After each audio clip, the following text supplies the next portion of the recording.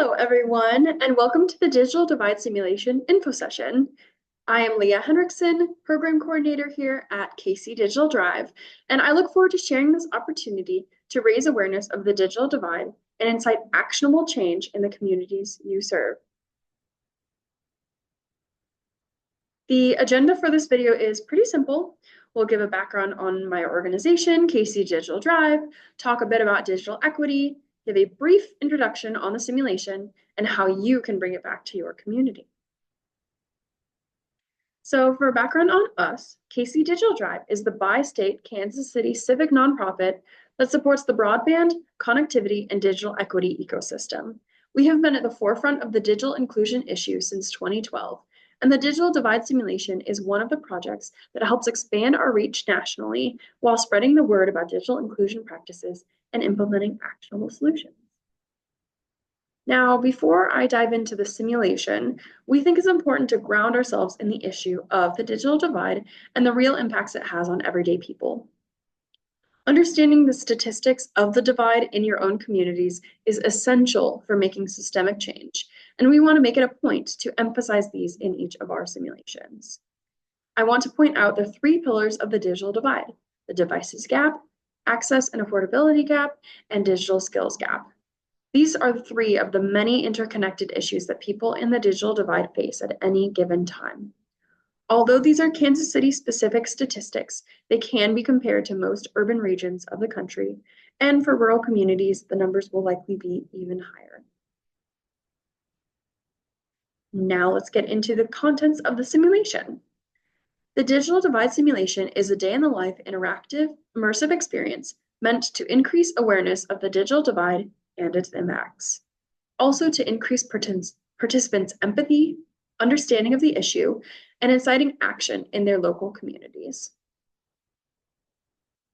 Next, I'd like to provide a bit of background on the creation of the Digital Divide Simulation. There are tons of simulations out there that focus on poverty, returning from incarceration, even immigrant and refugee barriers. Our Digital Divide Simulation is similar, but instead focuses more closely on the digital divide and the intersectionality of these issues related to digital access. I want to credit the National Digital Inclusion Alliance community for being a big contributor to the success of this process. We reached out to NDIA's listserv and asked if anyone had created one like this. We heard a few responses back.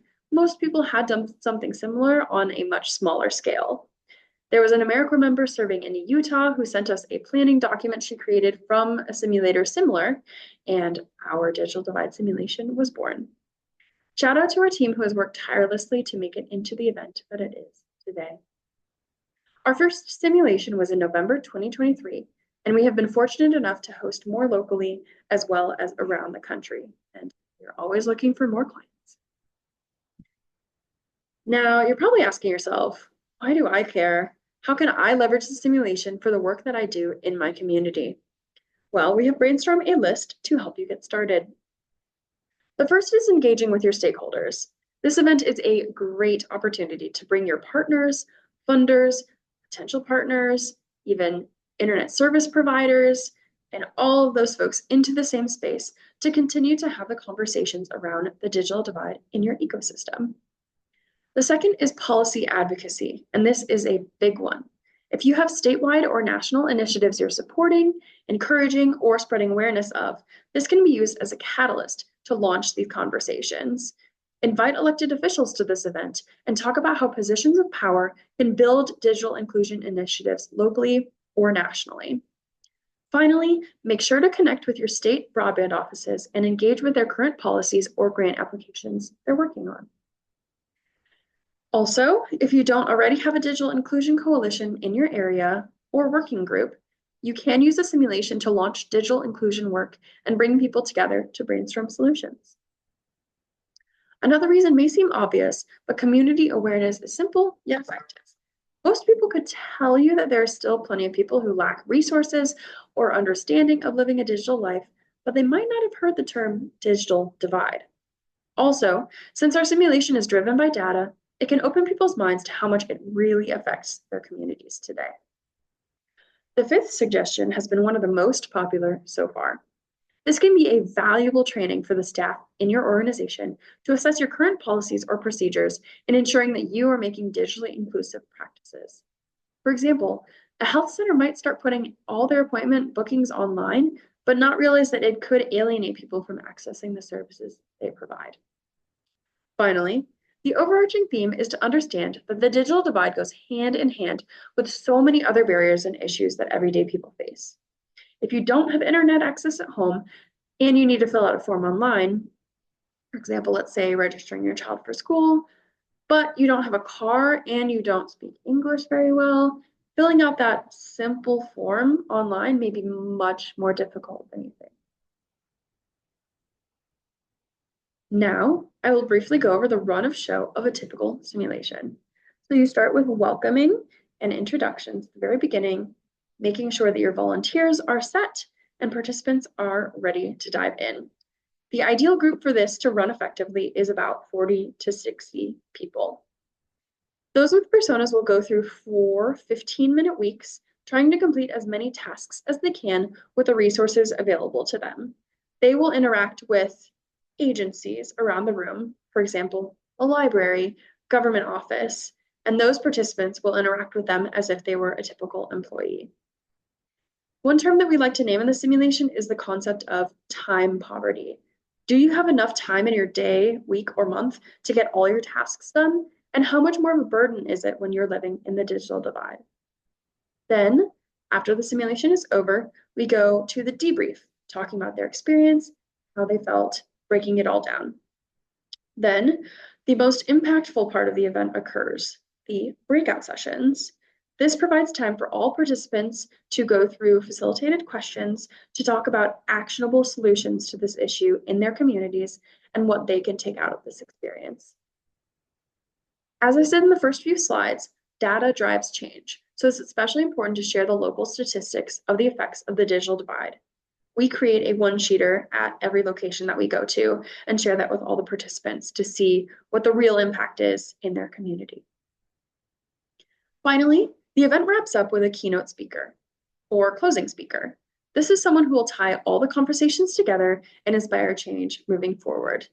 We were very, very grateful to have Angela Seifer, who you can see at the top right, join us from the National Digital Inclusion Alliance to talk about how important it was to continue digital inclusion practices like these and never let the conversation end in the room. Overall, the event will take about 3 hours. This is an example of what the persona packet looks like. Some things to note. To the left is a list of demographics of the persona, including household size, language, and income. Then, on the right side, you can see the transportation access they might have, bus or a car, what level of digital access, and housing. Some personas start with a device, but they might not have internet access at home and will have to travel somewhere else for online access. Finally, at the bottom will be a short story helping the participant get into the mindset of their character. The image on the left shows the contents of the folder, including the task list the participants will attempt to complete during the simulation. Here are some quotes from participants who went through the simulation. The key things to note are cascading challenges built on one another, artificial boundaries, and we need a collective response. Now, if this video got your gears turning about how you can leverage this in your own communities, then we would love to connect with you. There are a few options for engaging with us. Number 1, you can be one of our clients and have our staff come to you and host it in your community. This event can be especially tailored to working with constituents, set during conferences, working with elected officials, and so much more. Or option 2, you can participate in our highly anticipated licensing model, where you can purchase a licensed kit where you're shipped all the contents that you need and you are trained on how to be a facilitator. This is available in late 2025.